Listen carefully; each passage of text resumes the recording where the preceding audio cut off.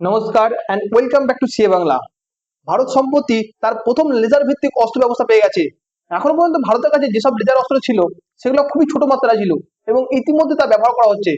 কিন্তু এত বড় মাত্রার একটি লেজার ওয়েপন প্রথমবারের মতো ভারত বিশ্বকে দেখালো। এখানে আমরা জেনে নেব এটা কিভাবে কাজ করে এবং এটি থেকে ভারতের কি লাভ হবে এবং এটা আমরা কোথায় কোথায় ডিপ্লয় করতে পারি। বর্তমানে একটা রিসেন্ট নিউজ এসেছে যে ভারতের ইন্ডিয়ান আর্মি একটা চাইনিজ ড্রোনকে এলওসিতে নিউট্রালাইজ করেছে। এই সব কিছু আমরা জেনে নেবো এই ভিডিওর মাধ্যমে। তাহলে চলুন শুরু করা যাক। ভারতের ফিউচারিস্টিক ডিফেন্স টেকনোলজিতে সফলভাবে প্রথম লেজার ভিত্তিক ডাইরেক্টিভ এনার্জি ওয়েপন এই অস্ত্রের সফলভাবে পরীক্ষা করা হয়েছে। আজকালকার দিনে ড্রোনের ব্যবহার খুবই বড় মাত্রায় বেড়ে গেছে এবং ভারতকে অনেক ক্ষতির মুখে হতে হচ্ছে। তার জন্য ভারত তৈরি করেছে এই লেজার অস্ত্র, যার নাম দেওয়া হয়েছে DEWM-2A। এই ডি হচ্ছে ডাইরেক্টেড এনার্জি ওয়েপন। এই লেজার ওয়েপনটাকে তৈরি করেছে ডিআরডিও। এটা হচ্ছে ভারতের মধ্যে প্রথম শক্তিশালী লেজার ভিত্তিক ডাইরেক্টিভ এনার্জি ওয়েপন, যেটা হচ্ছে 30 কিলোওয়াট ক্ষমতা সম্পূর্ণ লেজার আউটপুট প্রদান করে। বর্তমানে এটি ভারতের অন্ধ্রপ্রদেশের ন্যাশনাল ওপেন এয়ার রেঞ্জে এটি ডেমনস্ট্রেশন করা হয়েছে, যার উদ্দেশ্য ছিল যে কোনো উইং এয়ারক্রাফট, মিসাইল থ্রেট বা ড্রোনকে আমরা সহজেই সেটাকে নিউট্রালাইজ করে ধ্বংস করে দিতে পারবো। তাহলে এই ডাইরেক্টেড এনার্জি ওয়েপনটা কি? এই ডাইরেক্টেড এনার্জি ওয়েপনটা হচ্ছে এমন একটি অস্ত্র যেটা উচ্চ শক্তির লেজার, মাইক্রোওয়েভ এবং অন্যান্য শক্তি ব্যবহার করে যে কোনো শত্রুর ড্রোন, ক্ষেপণাস্ত্র এবং বিমানকে সহজে টার্গেটকে ধ্বংস করতে পারি। রিসেন্টলি ডিআরডিও এটা নিয়ে একটা টুইট করে লেখে যে we have constructed a successful field demonstration of the land version of vehicle mounted laser directed weapon. আমরা বিভিন্ন ধরনের সিনেমা, ওয়েব সিরিজ এবং কার্টুন দেখি, যেখানে সব জায়গায় আপনি দেখতে পাবেন যে কিছু স্টার ওয়ার্স দেখতে পাবেন, যেখানে মূলত লেজার ওয়েপনকে ব্যবহার করা হয়। এটি মূলত সায়েন্স ফিকশন এবং অন্যান্য মাধ্যমে যেসব এনার্জি বিম আছে সেটার দ্বারা ব্যবহার করা হয় বুলেট বা ক্ষেপণাস্ত্রের পরিবর্তে, যেখানে হাই এনার্জি লেজার ওয়েপন ব্যবহার করে যে কোনো টার্গেটকে আমরা সহজেই ধ্বংস করতে পারি। কিন্তু এখন প্রশ্ন হচ্ছে এটা এত বিপ্লবী কেন এবং এটি বৈশ্বিক স্তরে ভারতের প্রেক্ষাপট কতটা? বর্তমানে ভারত এই লেজার ওয়েপনটি তৈরি করে একটি এলিট ক্লাবে যোগ হয়ে গেছে। বর্তমানে গোটা পৃথিবীর মধ্যে আমেরিকা, চীন, ইসরায়েল এবং রাশিয়ার পর ভারত হচ্ছে পঞ্চম দেশ যারা এই লেজার অস্ত্রের সফলভাবে পরীক্ষা করে গোটা বিশ্বকে দেখিয়ে দিয়েছে। এই লেজার ওয়েপনটার রেঞ্জ হচ্ছে 5 কিলোমিটার এবং এটাতে 360 ডিগ্রি একটি সেন্সর লাগানো আছে, যেটা সহজেই যে কোনো দিকে নজর রাখতে পারে এবং যে কোনো জায়গা থেকে কোনো কিছু এলেই সেটাকে সহজেই টার্গেট করে ধ্বংস করে দেয়। সব থেকে বড় বিষয় হচ্ছে এটি মোবিলিটি, অর্থাৎ এটা যে কোনো জায়গায় আমি সহজে নিয়ে গিয়ে ইনস্টল করতে পারি। সেটা এয়ারবেস, রোড, সি এবং যে কোনো জায়গায় হোক না কেন এটা সহজেই ডিপ্লয় করতে পারা যায়। এবং এই ওয়েপনের মধ্যে আরো কিছু বিশেষ বিষয় আছে, যেমন এটার মধ্যে জ্যামিং ক্যাপাবিলিটি আছে এবং এটি স্যাটেলাইটের সাথে সহজে লিঙ্ক করতে পারে, যার ফলে এর কার্যকারিতা আরো বেড়ে যায়। এই লেজার ওয়েপনটা একটা ডাইরেক্টেড এনার্জি বিমকে ব্যবহার করে একটা কাজ করে, অর্থাৎ একটা টার্গেটে ফোকাস করে একটা উচ্চ বিম ছাড়া হয়। আপনারা ছোটবেলায় দেখেছেন যে আমরা একটা এক্সপেরিমেন্ট করতাম, একটা কাঁচের লেন্স দিতাম এবং এই কাঁচের মধ্যে একটা সূর্যের রশ্মি পার করে সেটাকে একটা নির্দিষ্ট জায়গায় টার্গেট করা হতো এবং সেই রশ্মির টার্গেটটা যদি একটা কোনো কাগজের মধ্যে রাখা হয় তাহলে সহজে সেটা পুড়ে যেতে শুরু করে। এবং আমি নিশ্চিত যে আপনারা সবাই এটা ছোটবেলায় করেছেন। কিন্তু এই টেকনোলজিটা ঠিক সেই রকম ভাবেই কাজ করে। এখানে একটা নির্দিষ্ট টার্গেটকে অনেক বেশি শক্তি দেওয়া হয়, যার কারণে যে কোনো সার্ফেসে সহজে গরম হয়ে যায়। আপনি ভাবুন তো, হাজার হাজার ডিগ্রি সেলসিয়াস তাপমাত্রা একটা যদি নির্দিষ্ট জায়গায় দেওয়া হয় তাহলে সেটা কয়েক সেকেন্ডের মধ্যে ধ্বংস হয়ে যায়।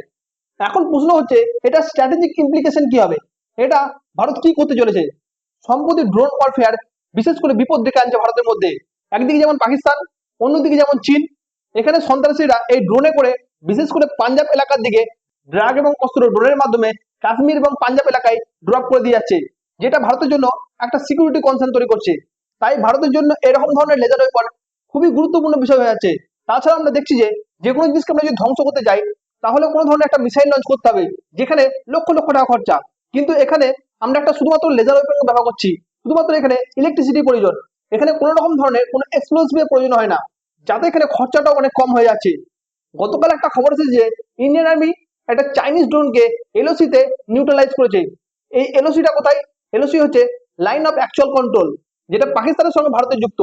এখানে বলা হচ্ছে যে কোথাও না কোথাও পাকিস্তানি আর্মি চাইনিজ ড্রোন ব্যবহার করছে, যেটা এলওসি পার করে জম্মুর দিকে আসছিল। তখনই ইন্ডিয়ান আর্মি এটাকে ধ্বংস করেছে এই অ্যান্টি ড্রোন সিস্টেমের মাধ্যমে। আপনি দেখতে পারেন যে এখানে একটা পীরপাঞ্জাল রেঞ্জ আছে। এই পীরপাঞ্জাল রেঞ্জের জম্মুর সাদার্ন সাইডে এই লেজার ওয়েপনের দ্বারা ডিস্ট্রয় করা হয়েছে। এখানে ইন্ডিয়ান আর্মি দ্রুত রেসপন্স করে এই আনম্যান এরিক্যাল ভেহিকলকে ইন্টারসেপ্ট করে সহজে ধ্বংস করতে পেরেছে। এটা হচ্ছে সেই আসল ড্রোনটা। আর এটা হচ্ছে ভারত যে পরীক্ষাটা করেছিল সেটা। কিন্তু ভারত এখানে দাঁড়িয়ে নেই।